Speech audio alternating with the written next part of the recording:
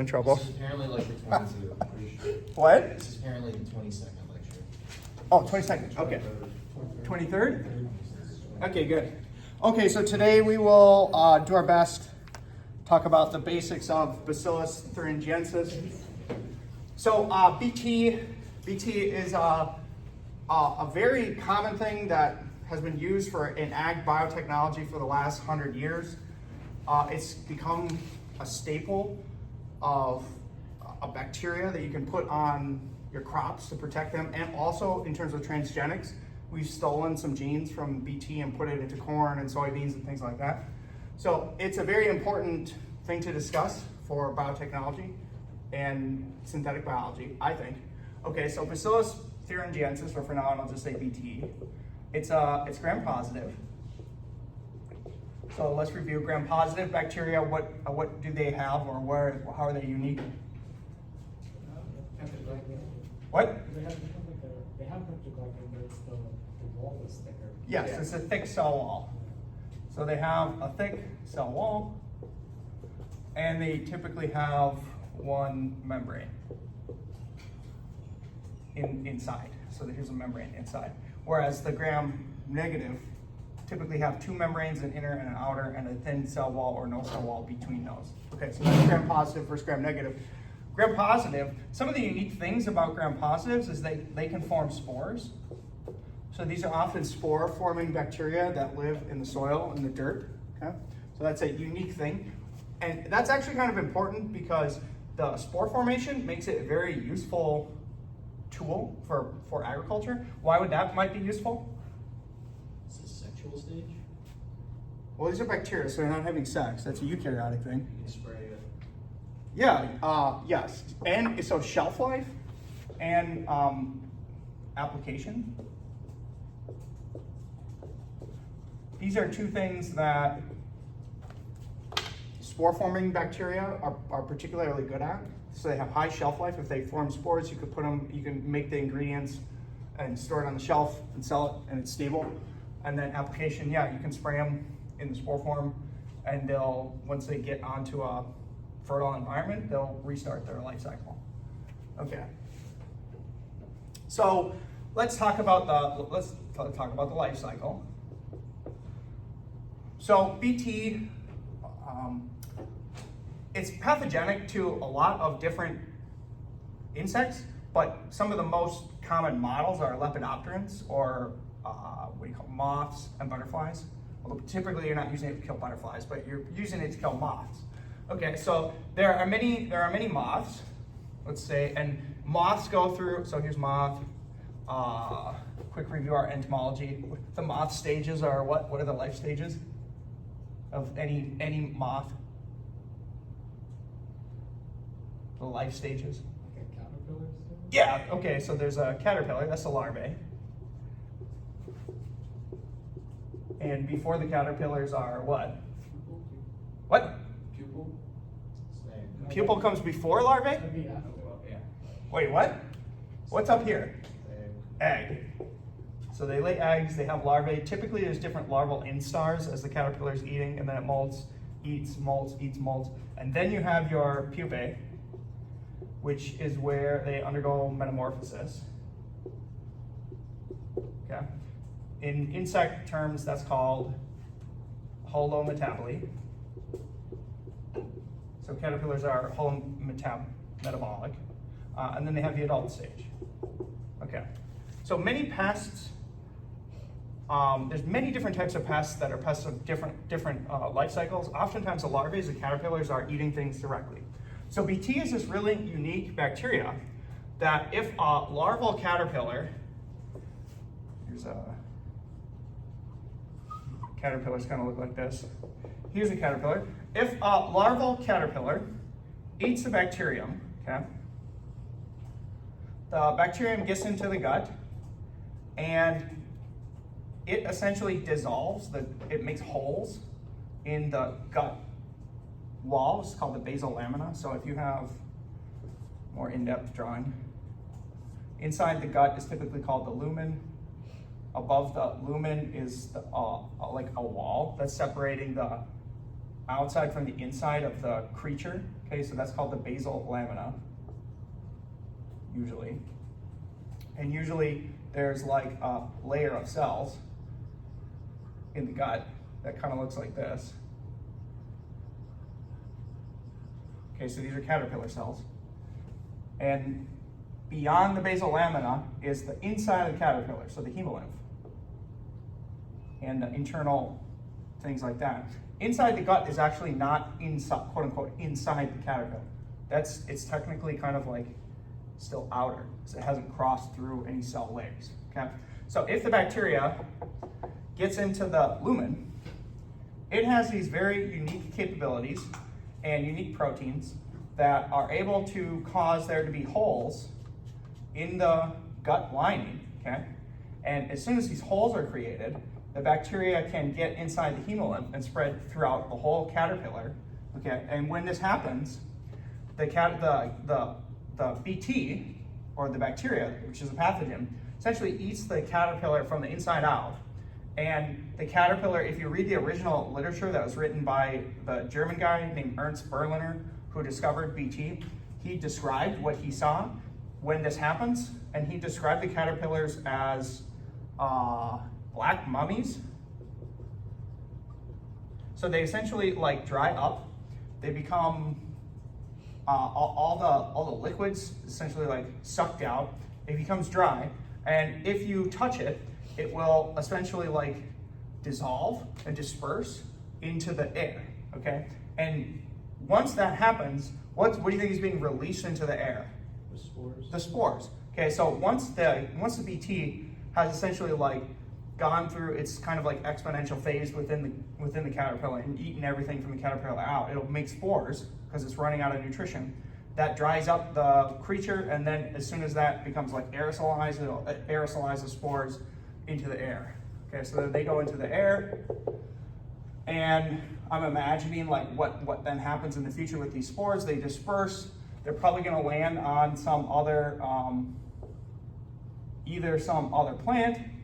So maybe there'll be spores on the plant, or maybe they'll get into the ground.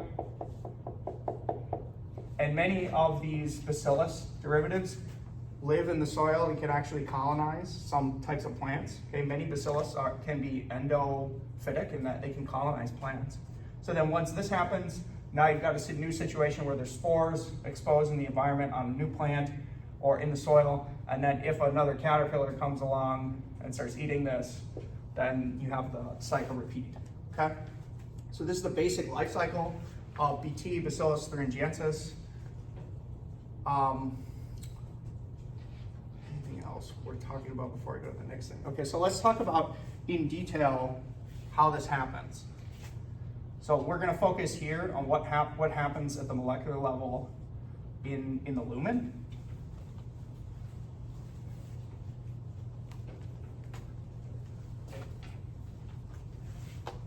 Okay, so here's BT. Within BT, there's a genome. And actually the proteins that do this, that cause this pathology, are actually not on the genome chromosome. They're on plasmids. So within the BT, there's a genome and there's plasmids. And within these plasmids, there are genes called cry genes. See, one common one is cry, one F. So this is a common sort of like nomenclature where you'll see cry. That's a basic family of the proteins. It's a large family of proteins. There's many different types, and many different BT strains have different plasmids that have different types of cry proteins. So you might see something like cry1F or 2A, something like that, etc. There's many different types, okay? But the overall structure of these genes is pretty similar. So in the structure of these genes,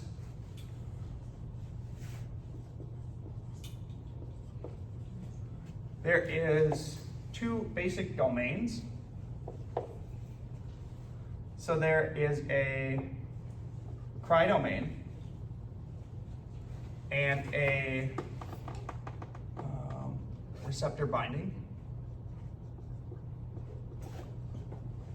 domain. Okay. So this is the general organization of a cry protein. Here's the N terminus. Here's the C terminus. So we know what domains are, right? What are domains? When I say domain, do you understand what that means? What? Like a collection of introns and exons, right? Or like. Well, okay, so no, because this is a prokaryote, so there's no introns and exons, but maybe you're thinking about it correctly, but not saying it correctly. Just like different regions of the protein, like this domain. The coding region. Well, this whole thing is the coding region. So here's an ATG, here's the TAG. Chelsea, you're closer. Can you repeat? It's referring to the protein. So this whole thing is the protein, but proteins are made up of domains. Domains are more like functional units. Like, for example, if I was just to take gene X, and I just cloned this little section, this chunk, like right in front of gene X, this section carries a functionality, and that functionality would now probably be encoded into gene X. Not completely, like there's sometimes domains interact and sometimes things are not perfect. But the general sense of a domain is that oftentimes proteins are a set of discrete like functioning parts that form the domains of the protein. And maybe this part is responsible for one particular activity. And this part is responsible for a different activity. And when all these things come together, then you get the function of the total protein. Okay? But domains are separated functional units that are conserved. So you can find this cry domain in other cry proteins. It's a functionally conserved domain. Okay, guess what you think the function of the cry domain is?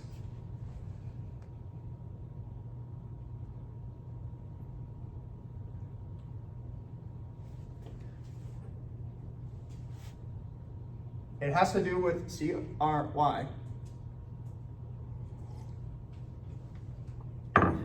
We can play hangman. Does it make it light cold? Does it make it not light cold? Like, is it Why do you say cold? like cold resistant? Oh, you think it like cryogenic. That's a good guess, but no. Is there an A? A? I thought we were playing Hangman. Okay, we don't have time to play the whole Hagen. Okay, so it stands for crystal domain. Crystal domain. Okay, so guess what you think the cry domain does then? It makes it crystallized. It makes crystallized protein. Okay, so maybe people don't realize this, but just like any other piece of matter, proteins can have different what do you call it, like physical states, physical states. So a protein that's in solution, that's a protein that's functional, that's probably soluble in the cytoplasm. A protein that is crystalline actually is forms like a crystal. And within that crystal, that's a lattice structure of concentrated proteins that are bound together in a solid state. Some proteins can do this at normal temperature, at normal physiological conditions. Okay, some proteins form, if they're insoluble, they will aggregate together, and if they aggregate together in a very precise way, they will form these crystals. Okay, and one interesting thing is that when the original guy discovered this 100 years ago, he took those caterpillars that he was studying. He discovered this, just for a brief context. There's what do you call those, like the grain silos where they store the grain? Yeah. He was actually a stored grain pest management like guy who studied how to store grain. And they had this grain in one of these silos, and it was infested with these infested with these caterpillars. And so he just took the caterpillars and was studying them. And that's how he found this disease. And when he opened up the caterpillars and he dissected them and looked in a microscope, he actually, in the gut, he actually saw crystals, like refracted light off the crystals. You could actually see these from the bacteria inside of the gut. So this was one of the original first phenotypes that you were able to see. And it's from these cry-domain proteins that form these crystalline lattices. So a couple quick things just about forming crystals. Why would you want to, as an organism, why would you want to form a heavily dense crystalline protein structure. Very stable. Yes, very stable, highly stable. So if you're a spore and you want to be like infective for the next 100 years in the soil, it's a good idea to form some of your most important and physiologically virulent proteins as crystals, because it will stabilize them. Okay. Any other guesses? That's very important. Anything else? It's kind of similar to like a virus. Oh, what do you mean by that though? The viruses are surrounded by a protein, the capsule usually. Yeah, that's going to contribute to stability. I guess the other thing I would say is, it's like abundance, or maybe, I don't know the best way to say it, or high concentration. It's like dense. Yes, dense. It's a high concentration of this particular protein. Very abnormal in some sense to take, it's essentially kind of like recombinant protein expression, where a normal bacteria has decided it's going to express a high quantity of these particular crystals and focus a ton of its energy into producing these crystalline lattices of this particular protein, okay? So the Cry domain is actually the piece that's encoding the part of the protein that allows it to form crystals, okay? Somebody have a computer. Somebody should fact check quick if I got this right. It could be swapped, okay? But essentially there's these two domains. The second domain is a receptor binding domain. So this is the domain that actually will kill the caterpillar. Okay, so we'll talk about how that happens in a second. So if this protein is transcribed into messenger RNA and made into protein,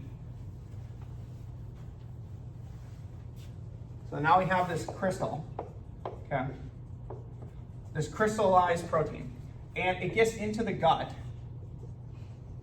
of the caterpillar. What needs to happen to the crystal for it to start like doing something to kill the caterpillar? It has to bind. Yes, it has to bind. That's true. That's definitely true. Can a giant crystal bind? So no, you're saying no. So what has to happen to the crystal? What? Break apart. Yes, what do you call that? There's a word for that in chemistry. Dissolve. Yeah, there's a more precise chemical term. Dissociate. I guess solubilize. Okay, but dissociate is correct. All these words that you're saying are all correct. I think like solubilize. The protein has to solubilize.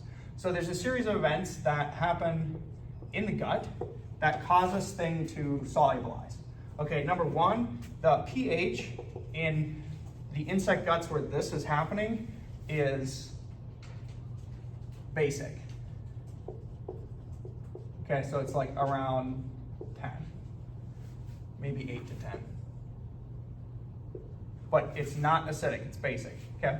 So as soon as you get into the insect gut, there's a change in the environment where now the crystal is in a different pH, which is basic, and now that facilitates solubilization of the Cry protein. So now the Cry protein is sort of like leaching out, coming off the crystal and diffusing into the gut, okay? Then the second thing that happens is, because you've got this structure of the protein where the killing domain is in the same protein but not necessarily right next to the Cry domain. So if you want the killing domain to become soluble, what might be something great that you could do to the protein to make it more soluble? Maybe that's a tough question. In the gut, let me phrase it a different way. In a gut, what kind of enzymes are in any gut? Digestive enzymes. What do digestive enzymes do? Break things down. When you say things, what things? Like, in our terms, I guess it'd be food, Which is made up of what? protein. Proteins. So most of the enzymes, there's many enzymes in the gut that are made up of enzymes that break down proteins. What are those proteins called then? Proteases. Proteases. So there's lots of proteases in the gut. One of the big name ones is called trypsin. Trypsin is worth memorizing because it's also a tool for mass spectrometry, liquid chromatography and mass spectrometry. You use trypsin. It's a common biochemical reagent. Trypsin is a special protease that cuts at lysines and arginines. So it recognizes positive amino acids and it cuts them, okay? And if there is a positive amino acid separating these two domains, then trypsin or some other gut protease can cut these, okay? And once you've cut this, you release the crystal domain from the killing domain. So then the part that actually does the killing is now become like more solubilized. Okay, so get a different color. Should have set up all my markers before. Okay, so imagine this is the killing domain in purple. Now you've essentially like solubilized much more of the killing domain. Okay. So pH goes basic, trypsin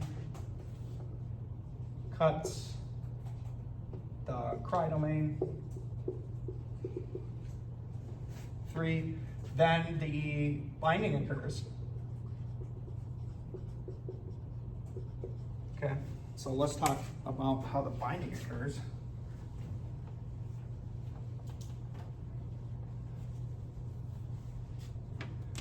Okay, so if you were to zoom in on the basal lamina and you see these like epithelial cells, okay, so sitting at the surface, many of these cells are held together by an extracellular matrix called adherens junctions.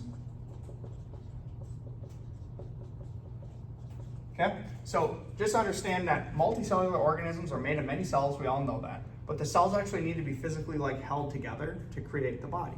Okay, so the cells are often held together by these extracellular matrix proteins that come together and form what are called adherens junctions that are holding the cells actually together.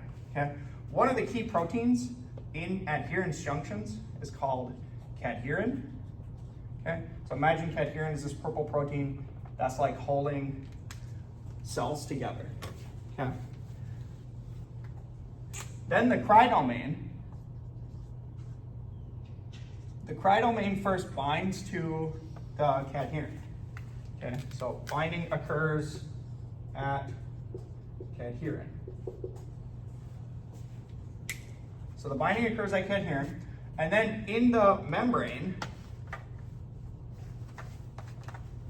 running out of colors. Oh no, I didn't bring my green.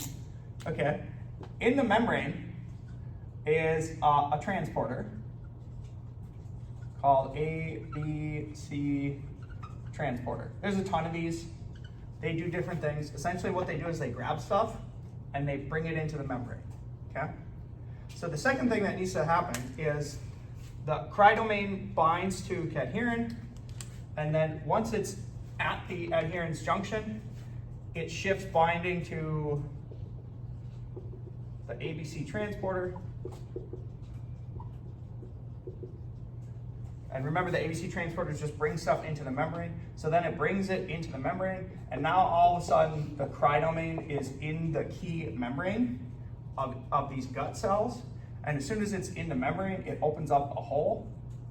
It's essentially like a channel that forms. And then these cells just pop. So then the gut cells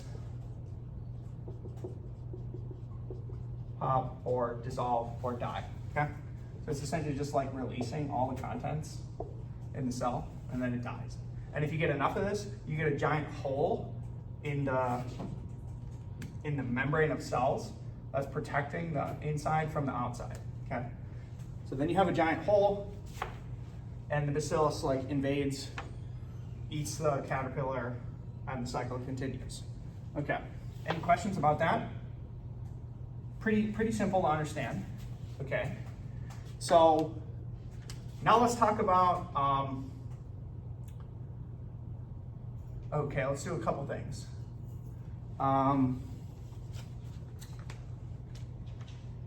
Sorry, I'm brainstorming what to go next.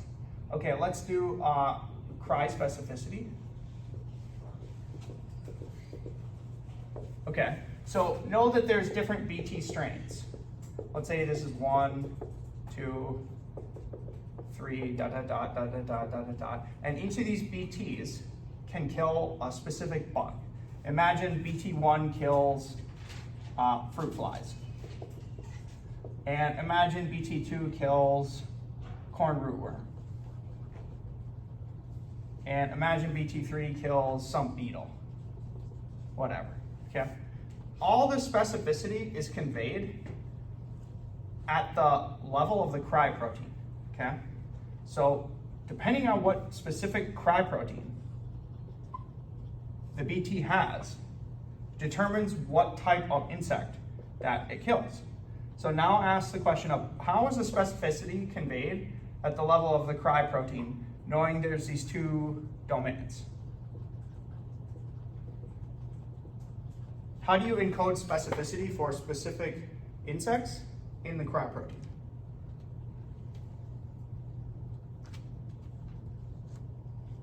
Or what would you, first answer, which domain do you think the specificity is encoded by? This one or this one? The receptor binding.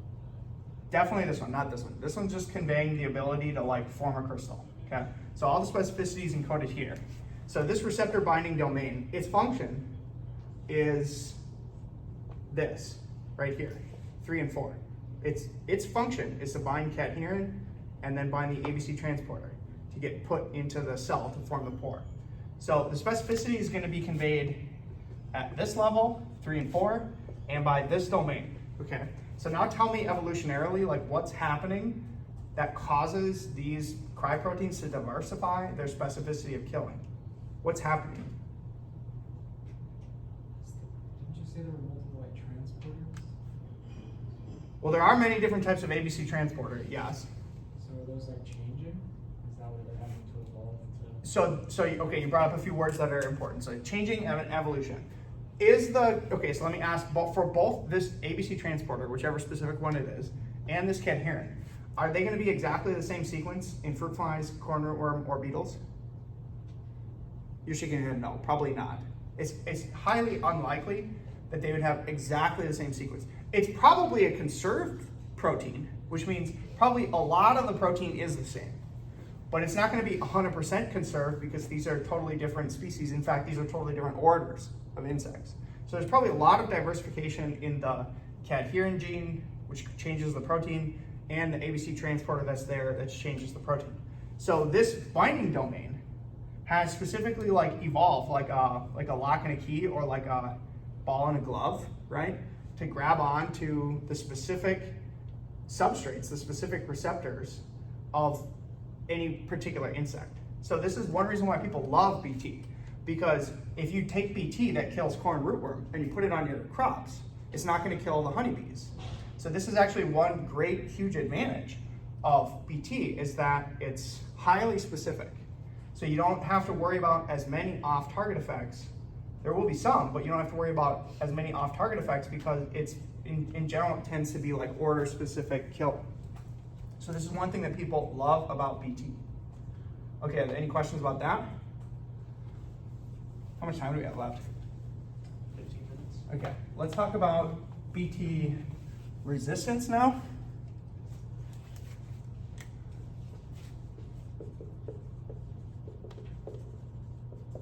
Okay, so now remember the mechanism that I just taught you. Imagine you are some bug, okay? And you're eating some plant that's got BT on it, okay? Insects can evolve resistance in many different ways. One specific way that they can evolve resistance is called target site resistance.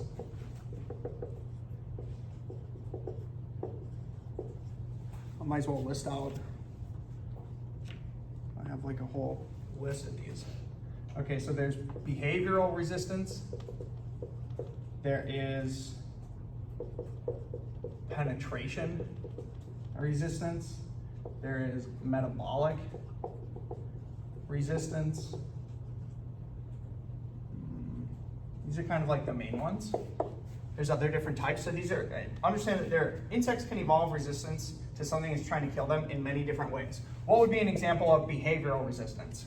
They stop eating it. Yeah, maybe it actually learns how to taste that there's BT there, and then it changes its neurons or its behavior, and it can shift to a different plant because it can actually taste the BT. That'd be behavioral.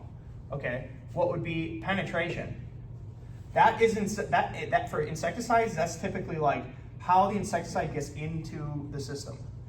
Some insecticides you'll spray like on the cuticle and they will actually penetrate through. This is not that case. This is a case where the insect is actually eating the BT. So this one's probably like not very pertinent here. Okay. Target site resistance is when something is actually happening at the molecular level. So there's some protein A, like the cry protein, which is binding some other protein B, okay? And target site resistance is where something changes in either A or B that makes this interaction no longer happen, okay? That's target site resistance. And then metabolic resistance is essentially kind of like, a bad analogy would be like a liver. Like insects have detoxification mechanisms, and if they're drinking in a ton of toxins, they can upregulate cellular mechanisms that help them deal with toxins. That would be metabolic resistance, okay? Although they don't have a liver. They have other different things that do detoxification, okay? So for BT, the most common resistance mechanism is target site resistance, okay? So walk me through some of the things that you think could happen to generate target site resistance knowing this mechanism. What if the insect had a pathogen that wanted the insect to stay alive? So if the insect is sick with something, it doesn't allow like the domains. Does that make sense? Are you saying if there was a different bacteria in the gut that killed the BT? I don't know if that's what you're saying. Like if it had a virus or something that produced something that would prevent the domains in the gut. That'd be like a real weird mechanism. Not impossible. That'd probably be something like you're saying like it has a whole nother organism involved. Yeah, almost. That's like kind a of like symbiote. paratransgenesis. We'll talk a little bit about something kind of like that later, although not in the case of BT. Think something a little bit different, more specific. Their cadherin slightly changes. Yes, okay, so that's one. That's one of the most common target site resistances is you get knockouts or mutations in cadherin. Right, remember cadherin is coded for by some gene, which makes some protein, which the thing binds to, and if you just mutate that single amino acid or probably few amino acids, there's probably one key one that the cry domain is, the receptor binding domain is recognizing. If you just mutate that, so a single SNP could cause a change in that amino acid. Now all of a sudden you have complete resistance against that cry domain. That's one. What's the other ones? There's actually three that I typically discuss. You can change the transporter maybe? Yep, so either a deletion or a mutation in the transporter. And then, what's the third one? These are more late downstream. There's one that's actually more upstream in the process. pH. Proteases. Close, yeah, the trypsin. So you can get deletions or knockouts of often trypsin or other gut proteases. Yeah, and if it's not cutting the cry domain off, then it has problems solubilizing, and that can create resistance. So these are actually the three characterized most common ways that insects will, not immediately, but insects can evolve resistance against this. Next thing. Okay, so these are mechanisms of resistance against BT. Okay, let's talk about, oh wait, final thing about this. Are these gonna be beneficial? Most likely no. Yeah, probably not. So understand that in all sort of like genetics situations where you're changing, something's changing, there can be a detrimental mutation, which would decrease fitness, or there can be, what do we call it? Neutral. It can be neutral, yes, good. It can be neutral, which essentially something mutates and there's no measurable phenotypic change, where it's not hurting and it's not helpful. There's lots of debate about this in evolutionary biology. There's one hypothesis that suggests that most mutations are actually neutral. There's another hypothesis that suggests that most mutations are actually deleterious. Another word for this is deleterious. And then what's the other one that gives positive fitness? I'm blanking right now. Beneficial? What? Beneficial, yeah. That's an F. So there can be essentially kind of like 3 different types of mutations in terms of like evolutionary fitness. Deleterious, neutral, or beneficial. So let me ask one more time, even though Ben already got this correct. These mutations, which one do you think there probably are? They're probably detrimental. Yeah, these are detrimental mutations. These are essentially like key proteins, right? Like being able to hold your cells together properly, being able to, the ABC transporter has some function that it's responsible for moving something in. And if it's a gut transporter, it's probably like moving in nutrients. And then this trypsin, if you don't have proper functioning gut proteases, you're not gonna be able to eat your food very much, and you're not gonna be able to get good nutrition, okay? So for the most part, these are actually deleterious. They fall in this category. Only under rare circumstances do they become beneficial. They become beneficial if you're in like a field of like BT corn and you can't eat anything else. Then it's now all of a sudden it's like switched and it's beneficial. But what does this suggest about insecticide resistance in the long term? It reverts. Yeah. So yeah, that's exactly right. I don't know quite how to draw it, but you're going to get situations in the wild where you will if you have high percentage of like BT crops, you'll select for resistance. But then if you relax the pressure and you switch it up and you do a different crop, that resistance will tend to go away because it's deleterious. So you have to be very careful about how you're planting crops, and you have to do different cycles and things like that to make sure that you are not selecting for constant insecticide resistance. And if you do that responsibly, the resistance can just go away. Okay, so that's one final thing. Okay, now let's talk about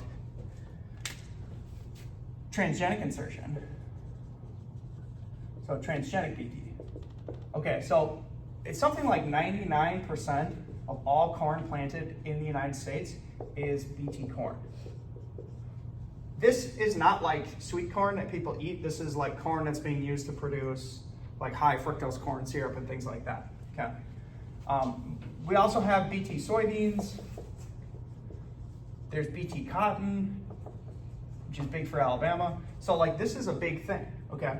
So in BT transgenics, what they've done is, if this is the cry gene, okay?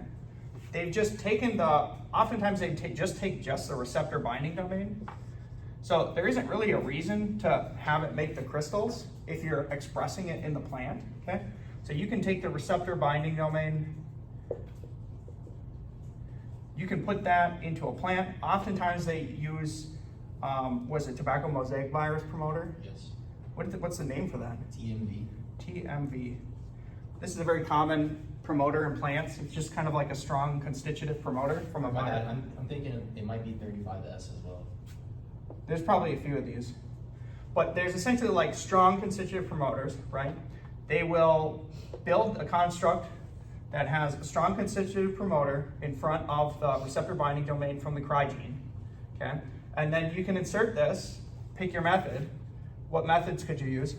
Gene gun or agriculture. Yeah, you're gonna use the gene gun, or you're gonna use the agro. So if you were using agro, remember you would put this into agro vector that had the TL and the TR, and then actually there'd be some selectable marker that you could select for.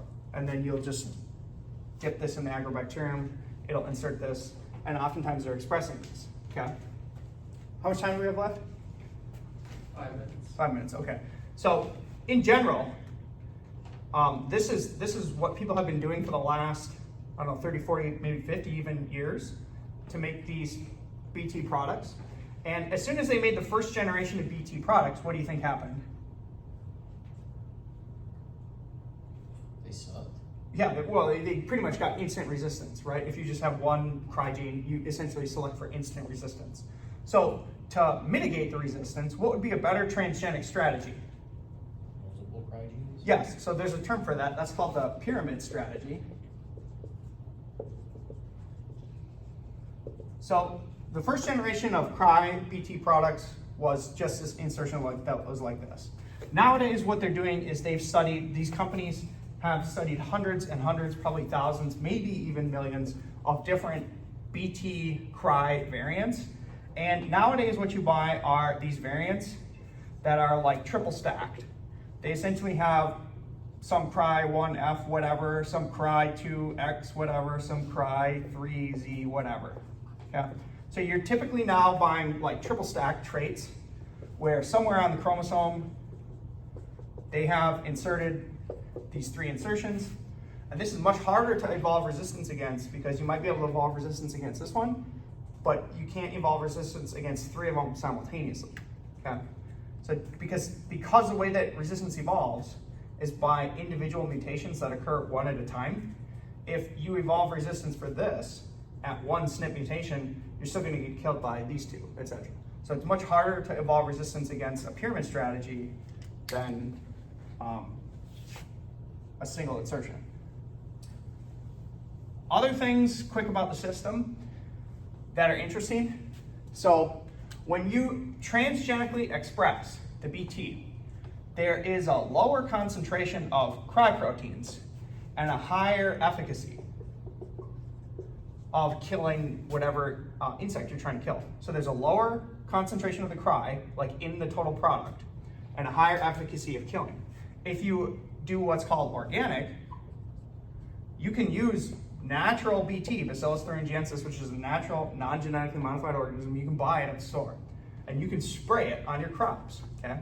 That in general has a high concentration of Cry and often lesser efficacy, because if it rains, your spores will kind of just rain off the plant, okay?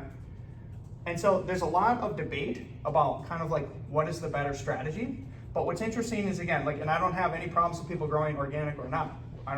Whatever people want to do is fine. And there's pluses and minuses to each thing. But it's interesting that the people who say they're doing it organic, they actually have more of the toxin like on the stuff that they're growing than the people who are using the transgenic. Yeah.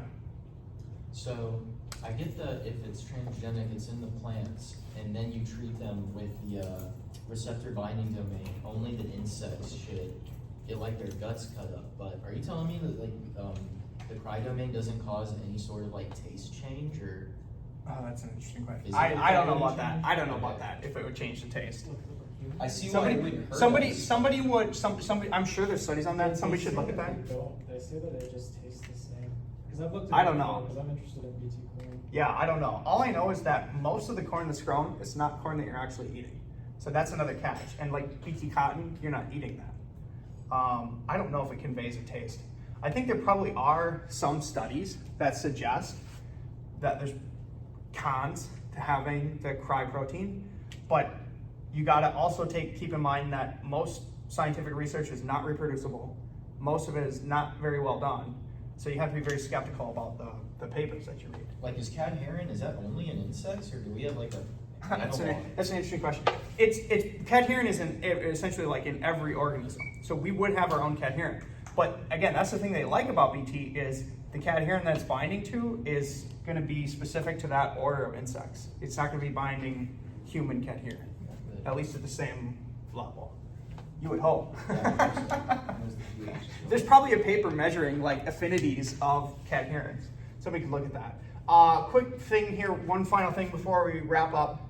How much time do we have left? Maybe we don't have enough time? None. Let me just quick say one thing. This is what's called the refuge strategy.